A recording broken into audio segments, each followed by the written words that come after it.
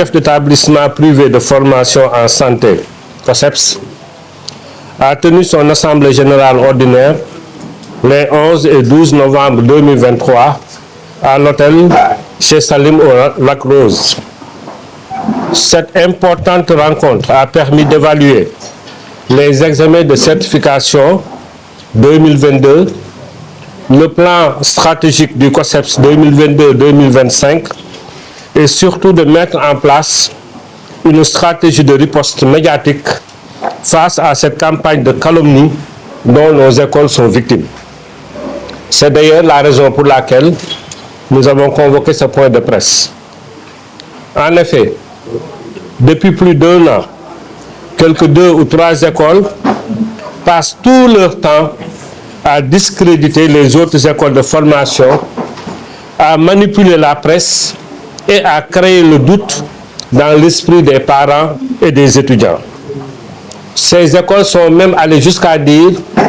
que l'examen de certification nationale organisé par le ministère de la Santé est un examen illégal. Nous tenons à apporter à la connaissance des étudiants, des parents, des autorités, de l'opinion publique nationale et internationale les informations suivantes. 1. Toutes les écoles qui présentent des candidats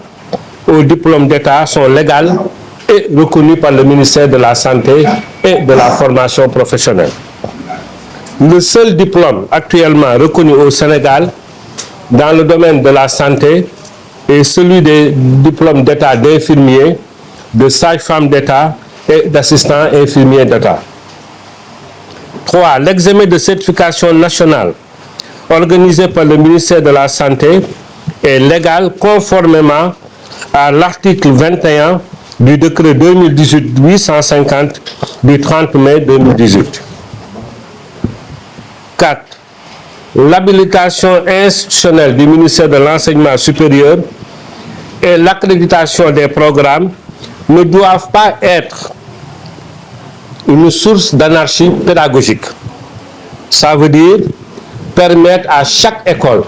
dans le domaine de la santé de délivrer elle-même des diplômes. Ça, c'est anéantir tout le système sanitaire du Sénégal. Le COSEPS réitère sa position de principe pour la préservation de la santé des populations. Les examens d'État doivent être maintenus et organisés par le ministère de la Santé, qui est d'ailleurs du reste l'employeur des agents de santé. Le COSEPS demande aux autorités sanitaires du pays de faire preuve de vigilance dans le recrutement des agents de santé. Les diplômes d'État sont les seuls dont les titulaires ont été bien évalués par le ministère de la Santé. Enfin, le ministère doit prendre ses responsabilités pour éviter une floraison des diplômes en ce qui concerne la santé. On ne joue pas avec la santé des populations. Nous rappelons que toutes nos écoles sont en train de faire l'objet aujourd'hui d'un audit suite à une commande présidentielle. À cet effet, le COSEPS demande à tous ses membres qui depuis des années ont investi sans aucune subvention de l'État pour mettre en place leurs écoles et contribuer positivement au développement économique et social du pays, de se tenir prêts à accueillir les auditeurs et à suivre leurs recommandations. L'audit ne doit en aucun cas être un prétexte pour fermer des écoles, mais plutôt une source de performance à travers des recommandations pertinentes. Ça veut dire simplement, su ma ko bëggee wax ci olof mooy am na fi ay journalistes depuis ñaari at ñu ngi suivre li xew ci dëkk bi dans le domaine de la santé. Depuis bi événement xale yi fi gaañu woon Tivaouane ak événement Louga ak Kédougou defe naa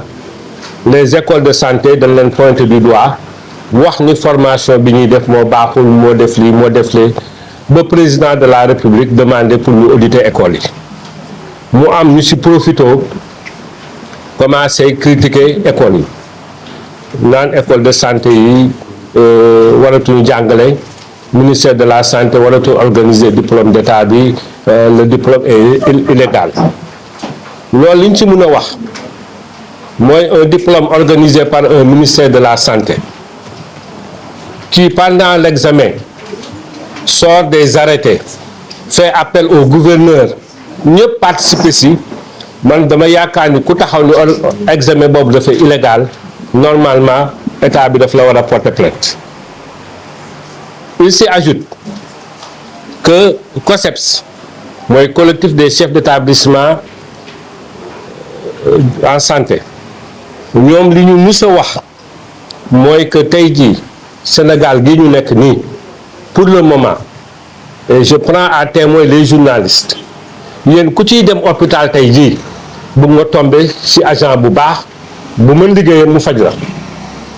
alors est-ce que di ngeen nangu dem hôpital tombé ci koo xam ni xamu leen fan lañ ko formé naka lañ ko formé mu xëy suba tey rek indi diplôme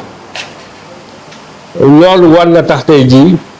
ministère de la santé jël ay responsabilités ñun wax le ministre madame le ministre rencontré nañ ko et on a bien aimé position bi mu jëloon dafa ni ma nekkalu ma fi ma Samba nekkalu ma fi ma Demba man population yi laa fi nekkal donc ku fi nekkal population yi mooy da nga war a fexe que agent de santé yi ñuy formé ci école yi nekk ay agent yoo xam ni ça veut pas dire que jàng nañu rek mais bu ñu génnee dañ leen évaluer ba xam ni ñii am nañu tey jii vraiment toute la compétence requise pour mun a dem jàngale ci pour mun a dem liggéey ci hôpitaux yi tey ci biir Sénégal foo ci dugg 90% des agents de santé yi ngeen fay fekk ñun ñoo leen former dans nos écoles privées ñi ci am diplôme d'état c'est vrai que depuis des années diplôme bi metti na taux d'échec bi élevé na mais raison bi loolu warul nekk raison rek pour école bu nekk di délivrer ay diplôme man personnellement ministre bi toog na ma ni ko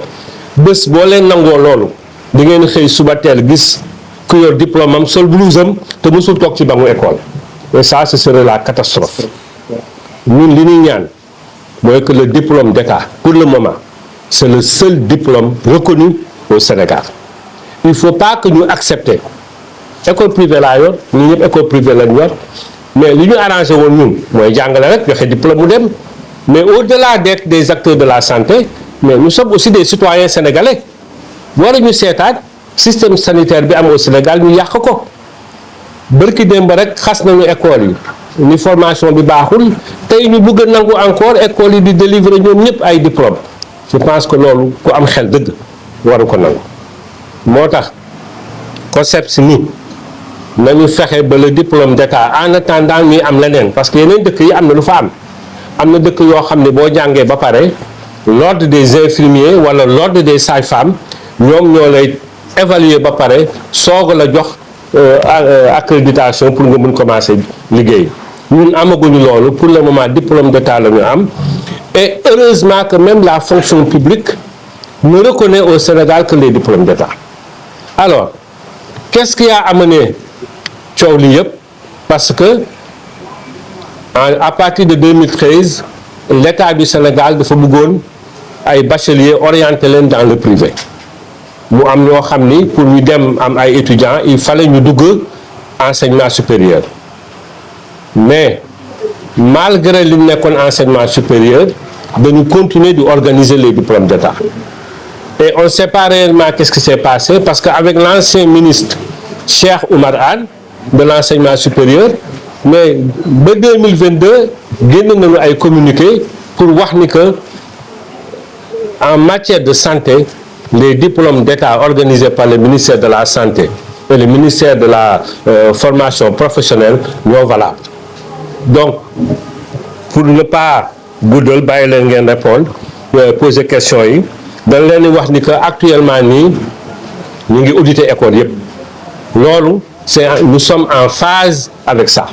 parce que le COSEPS a toujours demandé le COSEPS même est allé plus loin daf ñu woon dañuy mettre en place un organe buy dem ci école yi di xool école bu nekk naka lay jàngale lan moo fa am pour mën a jubbantiwaat bu fekkee dafa am lu ñu war a jubbanti donc nous applaudissons de deux mains le fait que ñuy auditer école yi mais audit ne veut pas dire tëj école. Audit mooy xool lan moo baax ñu nekk ci lu baaxul naka lañ koy améliorer te ñaan aussi que les recommandations des audits des écoles bu noppee dañ ko jox école bu nekk mu xam lan moo xew ci biir école la donc loolu laa amoon li may wax dans un premier temps je vous remercie.